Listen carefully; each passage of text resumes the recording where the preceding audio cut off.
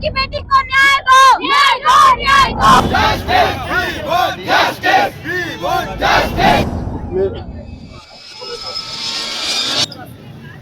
झारखंड के हजारीबाग जिले के विष्णुगढ़ इलाके में जिस तरह एक 12 साल की बच्ची के साथ दुष्कर्म करने के बाद उसकी हत्या कर दी जाती है और अब जो इस मामले को लेकर पूरे राज्य में विरोध प्रदर्शन देखा जा रहा है। कई संगठन इसके विरोध में है और जो लोगों में है वो काफी उबाल है, गुस्सा देखा जा रहा है। और यह प्रदर्शन राजधानी रांची में भी आज छात्र संगठन के द्वारा निकाला गया है। देखिए कि छात्र संगठन के द्वारा आज क्या फर्क पड़ता है रांची से लेकर हमारा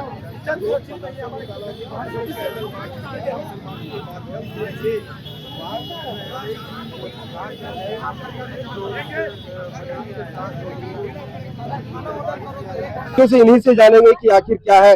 अमूमन कैंडल मार्च शांति रहता है, लेकिन हाथों में तलवार आपकी है। तलवार इसलिए है कि जब प्रशासन हम लोग के सपोर्ट पे नहीं है, जब प्रशासन हम लोग की देखभाल नहीं कर सकती है, तो हम लोग अपना सुरक्षा के लिए निकलना पड़ेगा ना। सुरक्षा के लिए अपना तलवार लेके निकलना पड़ेगा। मतलब अब ठान लिए कि अपनी सुरक्षा अपने ही करना है, सरकार के भरोसे नहीं रहना। सरकार के भरोसे नहीं रहेंगे। निकम्मी सरकार से क्या हम लोग उम्मीद कर सकते हैं जब एक बच्ची को इंसाफ नहीं दिला सकते हैं। कहाँ है सरकार, कहाँ है प्रशासन? क्यों नहीं मिला अभी तक सबको न्याय उस बच्ची को? उसका फैमिली क्यों इतना परेशान है? क्यों है मुजरिम बाहर क्यों है? क्यों नहीं आए हैं? क्यों नहीं उन लोगों को पकड़ा गया अभी तक? लेकिन सबसे बड़ा सवाल यही है कि अब तक अपराधी कहाँ है, क्यों नहीं पकड़ा गया है। इन लोगों से जानेंगे कि आज हजारीबाग की बेटी को न्याय दो, न्याय दो, न्याय दो। आज बच्चियां अपने ही शहर में नहीं महफूज है। बिल्कुल नहीं है महफूज वो लोग अपने शहर में। जैसे कि अभी आया है केस हजारीबाग में 12 वर्ष की जो बच्ची थी, उसके साथ इतना दर्दनाक घटना घटा है। उसके साथ रेप हो गया, उसका दांत तोड़ दिया गया, उसका मुंह के अंदर बांस को डाल दिया गया, उसका जीभ को काट दिया गया।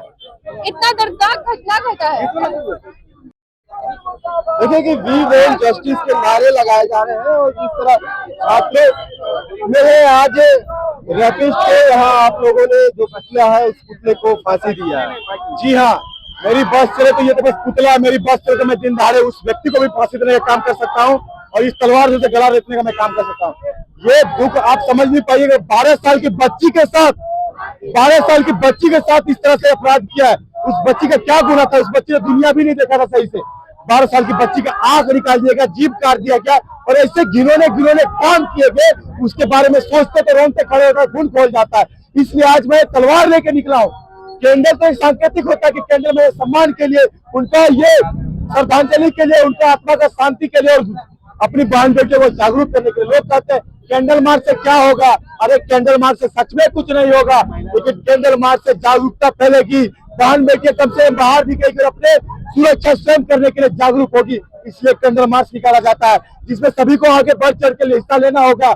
आज सिर्फ हजारीबाग की बेटी नहीं, झारखंड के पूरे देश प्रदेश की बेटी के साथ ये हुआ है।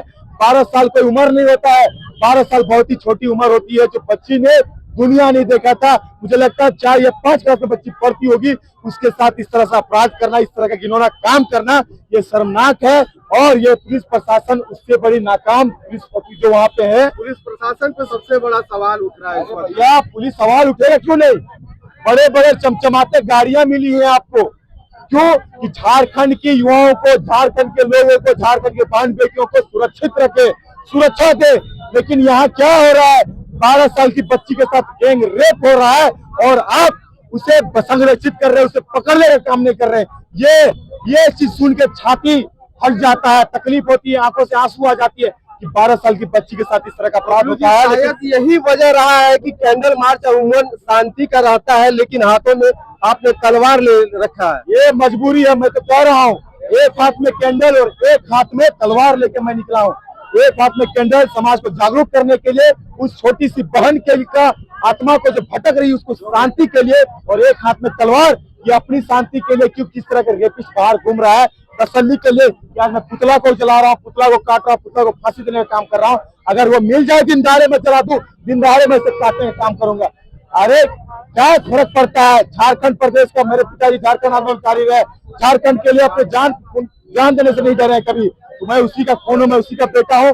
अगर झारखंड प्रदेश की बहन बेटियों के लिए, झारखंड प्रदेश के लिए मारना पड़े तो मारेंगे, मरना पड़ेगा तो मरेंगे। ये प्रशासन किसकी संरक्षण कर रही है?